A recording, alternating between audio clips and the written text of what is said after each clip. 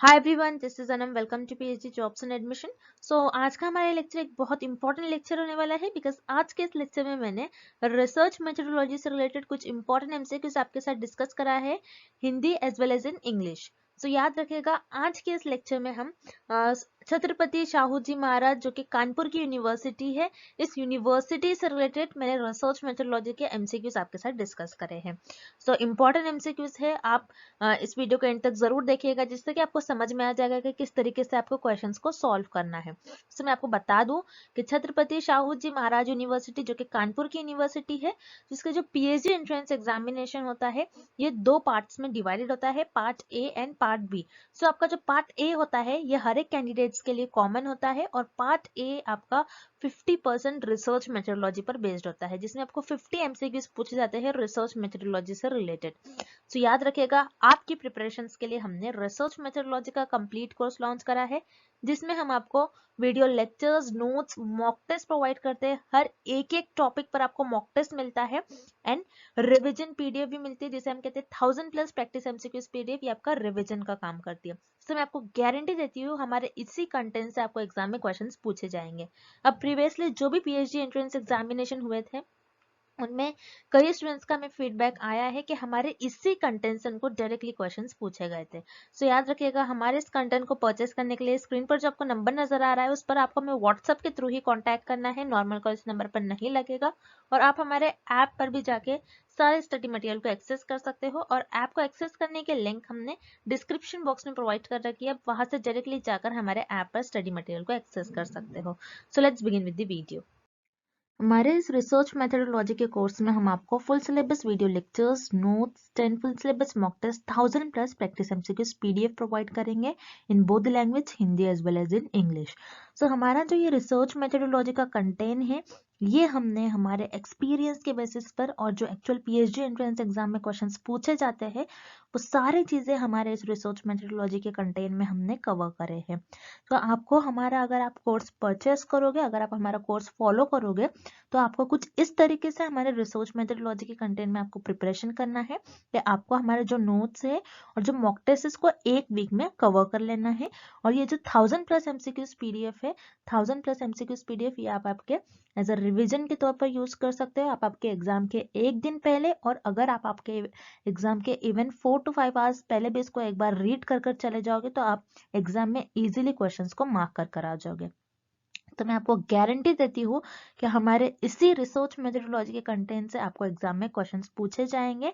हमारे जो स्टूडेंट्स हैं, हमारे जो बैच के स्टूडेंट्स हैं, उन कई स्टूडेंट्स का फीडबैक है कि उनको हमारे इस रिसर्च मेथोडोलॉजी के कंटेंट से डायरेक्टली एग्जाम में 10 to 12 क्वेश्चंस पूछे गए थे। सो हमारे इस स्टडी मटेरियल को परचेस करने के लिए आपको इस नंबर पर हमें व्हाट्सएप के थ्रू कॉन्टैक्ट करना है। याद रखिए, आपको व्हाट्सएप के थ्रू ही हमें कॉन्टैक्ट करना है। और आप अगर मैसेज करते हो, मैसेज करने के विद इन 15 to 20 मिनट्स में आपको सारा स्टडी मटेरियल प्रोवाइड कर देंगे। और आप हमारे ऐप को भी डाउनलोड कर सकते हो जो कि है ग्लोबल ऑनलाइन ऐप। सो इस ऐप पर आपको 1 मंथ की वैलिडिटी मिलेगी और अगर आप ऐप पर जाते हो तो आपको डायरेक्टली वहां पर सारा कंटेंट इजिली अवेलेबल हो जाएगा। और ऐप को डाउनलोड करने के लिंक मैंने डिस्क्रिप्शन बॉक्स में प्रोवाइड कर रखी है। सो वहां से आप हमारे ऐप को एक्सेस कर सकते हो। And let's begin with the video. एक मात्रात्मक अध्ययन की रिपोर्ट में शामिल नहीं होगी। A report of a quantitative study will not include. इस क्वेश्चन में हमें ये फाइंड आउट करना है कि अगर आप क्वांटिटेटिव स्टडी परफॉर्म कर रहे हो तो आप उस क्वांटिटेटिव स्टडी में कौन सी ऐसी चीज है जिसको रिपोर्ट नहीं करोगे, जिसको इंक्लूड नहीं करोगे। मतलब आप एक मात्रात्मक अध्ययन की रिपोर्ट लिख रहे हो तो उसमें आप कौन से ऐसे विकल्प है जिसको आप शामिल नहीं करोगे। तो यहाँ पर इस क्वेश्चन में आपको पता होना चाहिए कि क्वांटिटेटिव स्टडी होती क्या है, मतलब आपकी मात्रात्मक अध्ययन होती क्या है। क्वांटिटेटिव स्टडी, तो क्वांटिटेटिव स्टडी में क्या करते हैं हम, हमारे पास थियोरी अवेलेबल होती है, हमारे पास थियोरी अवेलेबल होती है, हमारे पास कुछ ना कुछ इंफॉर्मेशन जो है वो अवेलेबल होती है। इंफॉर्मेशन अवेलेबल होती है, उस पर हम हाइपोथेसिस ले डाउन करते हैं, उसको ऑब्जर्व करेंगे, उसको मेजर करेंगे, उसको एनालाइज करेंगे, उसको देखेंगे, हर एक पॉइंट ऑफ व्यू से ऑब्जर्व करेंगे किस तरीके से फेनोमेना हैपन हो रहा है। सारी चीजें आप ऑब्जर्व करते हो, एनालाइज करते हो। देन एनालिसिस के बाद आप कुछ इंटरप्रेट करते हो, कुछ चीजों को मेजर करोगे। सो बेसिकली क्वांटिटेटिव स्टडी का मतलब क्या होता है, जिसमें आप नंबर से डील करो, जिसमें आप कोई क्वांटिटी से डील करो। आप चीजों को मेजर करोगे, आप देखोगे कि जो आपके जो थ्योरी है ये वैलिड है या फिर नहीं। बेसिकली हम यही देखते हैं क्वांटिटेटिव स्टडी में। जैसे हम क्वालिटेटिव स्टडी में थ्योरी बना लेते हैं, तो उसी थ्योरी का वैलिड करते हैं उसको, हम देखते हैं कि वो थ्योरी वैलिड है या फिर नहीं। उसको हम डिफरेंट डिफरेंट वेज से ऑब्जर्व करेंगे, उस पर टेस्ट परफॉर्म करेंगे, उसमें जो भी फेनोमेना हो रहा है, जो भी आपके पास जो भी फेनोमेना अकर हो रहा है, उन सारे चीजों को ऑब्जर्व करेंगे, जो भी चीजें हैपन हो रही है उसको ऑब्जर्व करेंगे, उसको मेजर करेंगे। बेसिकली क्वांटिटेटिव है तो मेजरमेंट तो बहुत जरूरी है, आप चीजों को मापते हो क्वांटिटेटिव स्टडी में। सो यहाँ पर जो आपका ऑप्शन है ये सही है, आप चीजों को मेजर करते हो, काउंट करते हो। क्वांटिटेटिव है मतलब क्वांटिटी से डील कर रही है, क्वांटिफिएबल डेटा होगा इसमें आपके पास क्वांटिटेटिव स्टडी में, जिसको आप काउंट कर सके। उसी तरीके से आप ये भी बताते हो कि आपकी जो थ्योरी है ये वैलिड है या फिर नहीं। आप वैलिडेशन बताते हो ये कि थ्योरी वैलिड है या नहीं है, हम मान सकते हैं कि नहीं इस थ्योरी को, कि इस थ्योरी सही है या फिर नहीं है। मतलब हम अपने हमारी थ्योरी को प्रूव करते हैं, वो वैलिड बताते हैं कि उसकी मान्यता है या फिर नहीं है। सो वैलिडेशन जो है ये भी क्वांटिटेटिव स्टडी का पार्ट होती है।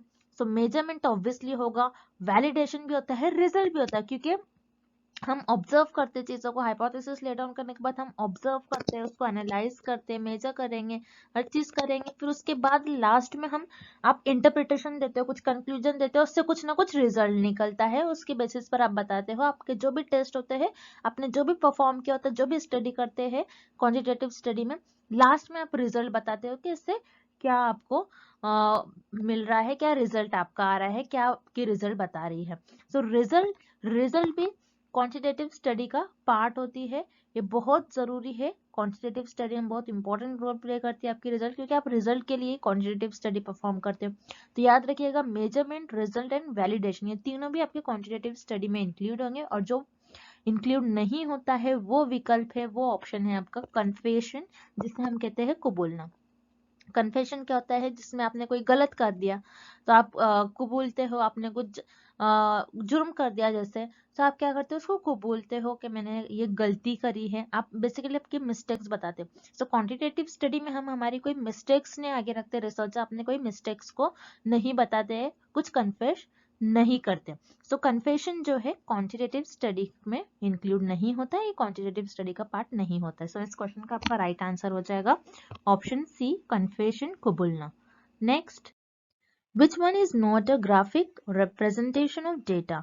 कौन सा आंकड़ों की ग्राफिक प्रस्तुति नहीं करता है? इस क्वेश्चन में हमें ये बताना है कि दिए गए ऑप्शंस में से कौन सा एक ऐसा ऑप्शन है जिसमें हमारे पास जो भी डेटा होता है उस डेटा को हम ग्राफिक रिप्रेजेंटेशन नहीं कर सकते, उसको हम ग्राफिकल वे में प्रेजेंट नहीं कर सकते। मतलब इस प्रश्न में हमें ये पता लगाना है कि कौन सा ऐसा विकल्प है जिसे हम, हमारे पास जो भी आंकड़े होंगे उस ऑप्शन में जो भी हमारे पास आंकड़े होंगे उस आंकड़ों को हम ग्राफिक प्रस्तुति नहीं दिखा सकते हैं, नहीं कर सकते हैं ग्राफिकल वे में से प्रेजेंट। सो याद रखिएगा, histogram, bar chart and frequency polygon. So इन तीनों को भी हम ग्राफिकल वे में प्रेजेंट कर सकते हैं। अब हिस्टोग्राम, बार चार्ट और फ्रीक्वेंसी पॉलीगॉन ये दिखते कैसे हैं, तो हम इस डायग्राम के थ्रू समझते हैं। सो ये है आपका हिस्टोग्राम। हिस्टोग्राम कुछ इस तरीके से दिखता है, जिसमें जो बार्स प्रेजेंट होते हैं ग्राफ में एक दूसरे से ज्वाइंट होते हैं, मिले हुए होते हैं।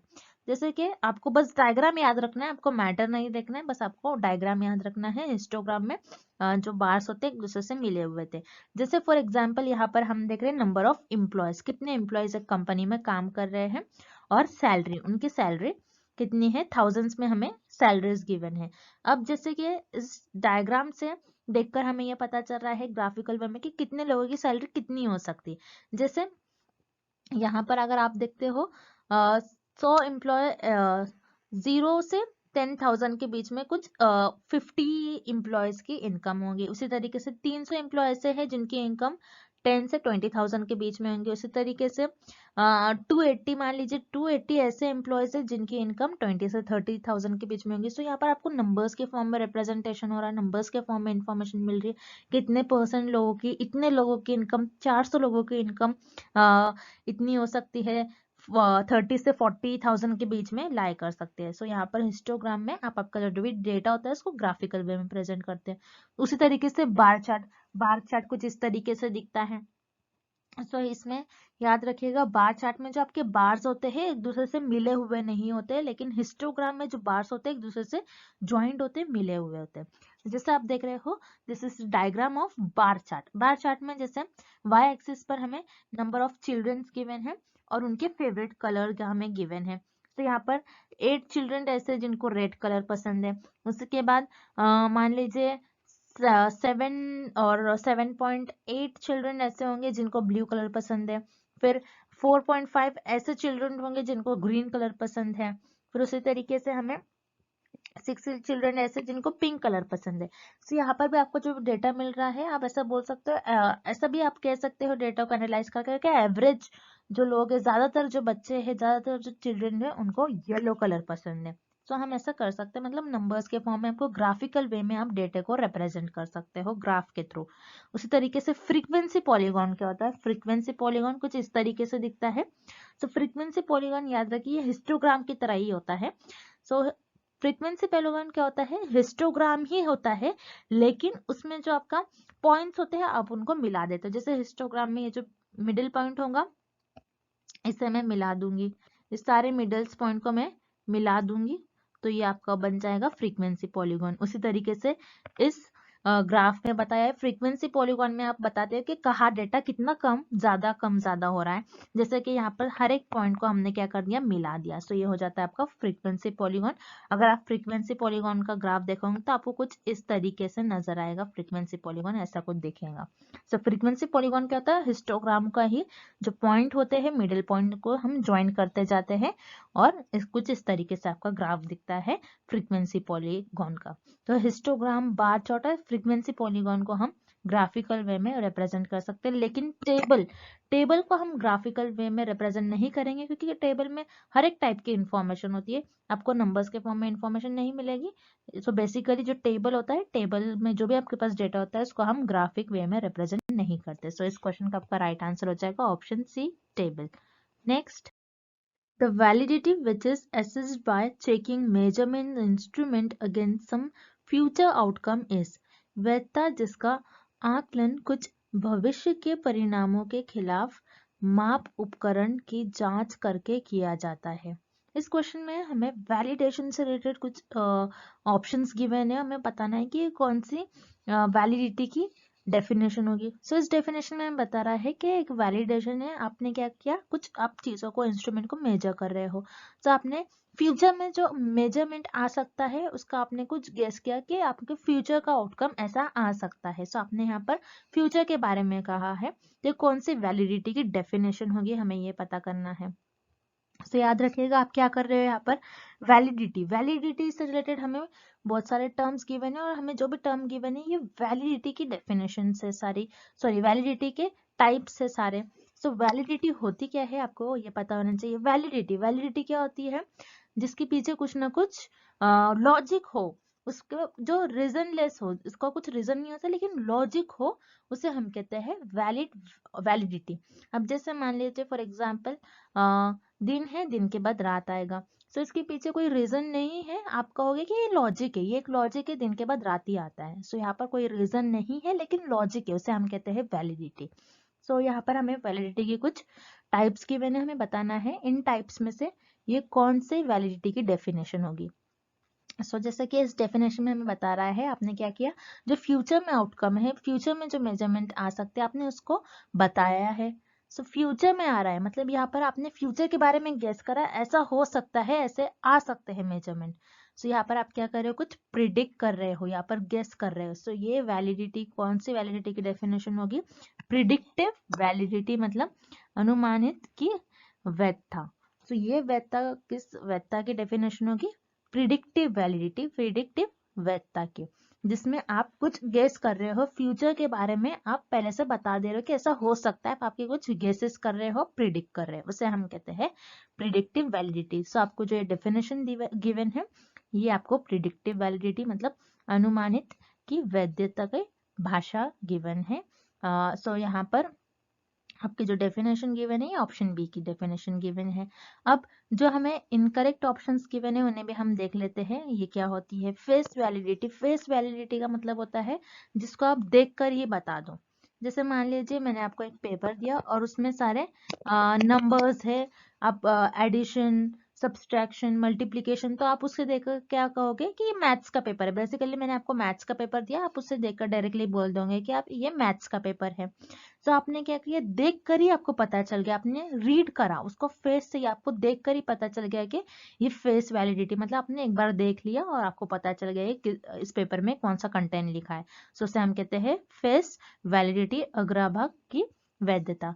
सो फेस वैलिडिटी जिसे हम देख कर ही पता कर रहे हैं, यहाँ पर देख कर रहे हैं, कुछ पता कर रहे हैं, आप आने वाले जो फ्यूचर है, आने वाले समय के बारे में आप कुछ भविष्यवाणी कर रहे हैं। सो उसे हम फेस वैलिडिटी नहीं कहेंगे। सो यहाँ पर आपका विकल्प ए गलत हो जाएगा, ऑप्शन ए रॉन्ग हो जाएगा। उसी तरीके से ऑप्शन सी कॉनकरेंट वैलिडिटी, जिसे हम कहते हैं समवर्ती की वैधता।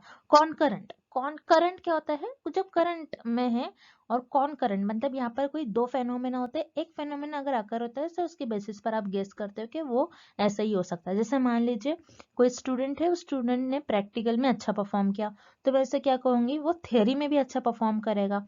तो यहाँ पर कोई दो फेनोमेना है, इसको मैं कंपेयर कर रही हूँ, उसके बेसिस पर मैं बता रही हूँ। सो कॉनकरेंट क्या होता है, एक फेनोमेना के अकर होने पे मैं दूसरे को बता रही हूँ उसका क्या स्टेटस होगा। सो उसे कहते हैं हम कॉनकरेंट वैलिडिटी। सो हमें जो डेफिनेशन गिवन है, कॉनकरेंट वैलिडिटी की भी डेफिनेशन नहीं गिवन है, बल्कि यहाँ पर आप फ्यूचर के बारे में जो मेजरमेंट आएंगे उनका कुछ आउटकम बता रहे हो। सो ये प्रिडिक्टिव वैलिडिटी की डेफिनेशन होगी। सो इस प्रश्न का आपका सही विकल्प हो जाएगा विकल्प B, option B, predictive validity.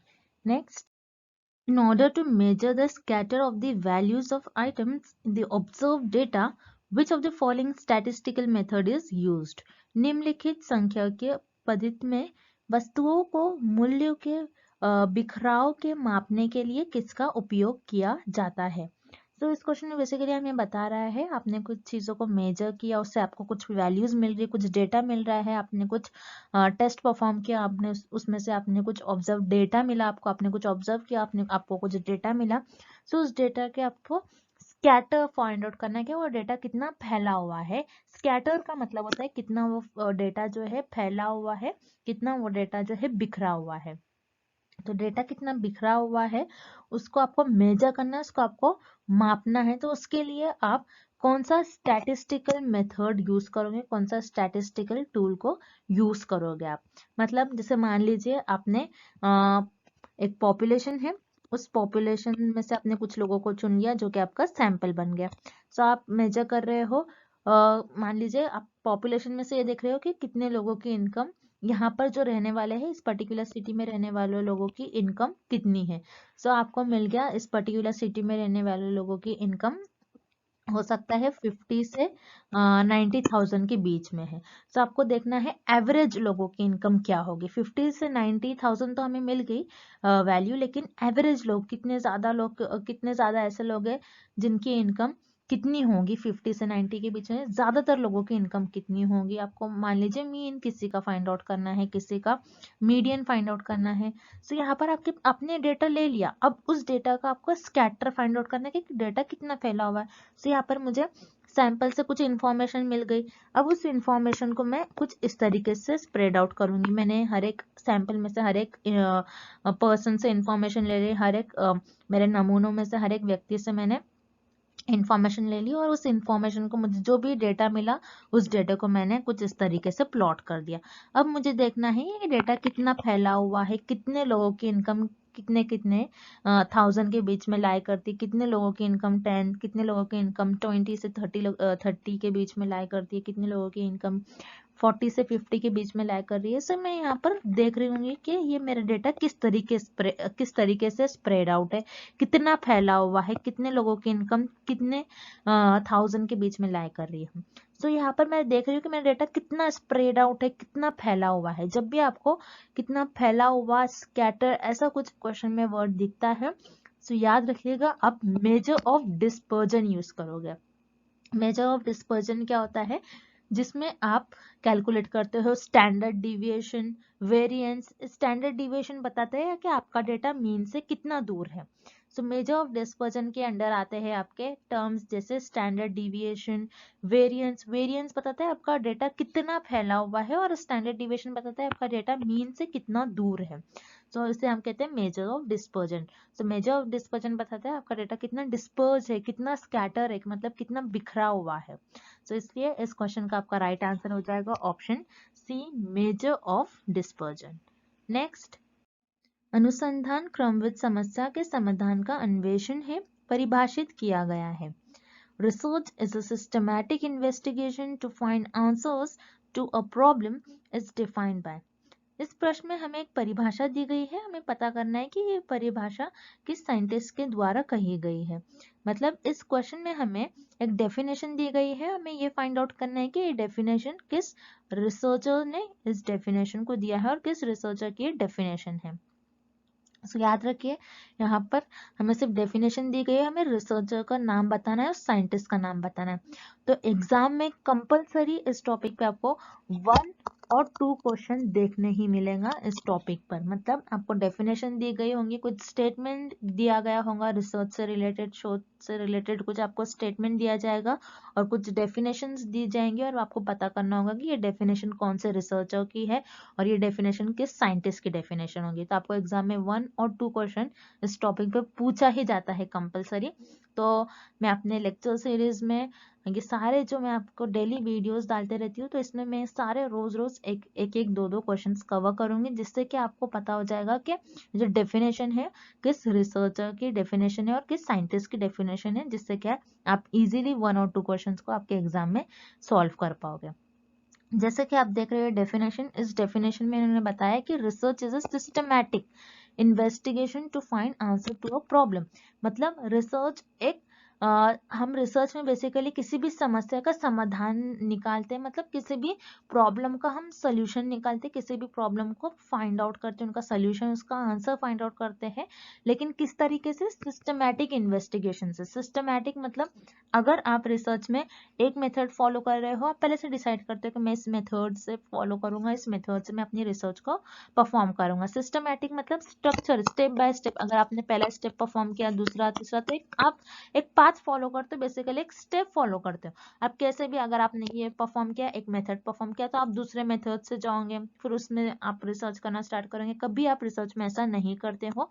अगर आपने रिसर्च आपकी सिस्टमैटिकली नहीं परफॉर्म की, तो आपकी रिसर्च अनएथिकल हो जाएंगे, आप कभी उस तरीके से रिसर्च कर ही नहीं पाओगे। तो याद रखना है आपको, जब भी आप अगर रिसर्च करते हो, तो बेसिकली हम रिसर्च में किसी भी प्रॉब्लम का समाधान फाइंड आउट करते हैं, मतलब किसी भी समस्या का समाधान खोज करते हैं, उस प्रॉब्लम को सॉल्व करने की कोशिश करते हैं ना, सिस्टमैटिक वे और सिस्टमैटिक इन्वेस्टिगेशन करते हैं। मतलब हम खोज करते हैं चीज़ों के, सिस्टमैटिक वे में हम चीज़ों को फाइंड आउट करते हैं, उसका हल निकालते हैं, उसका समस्या का समाधान निकालते हैं।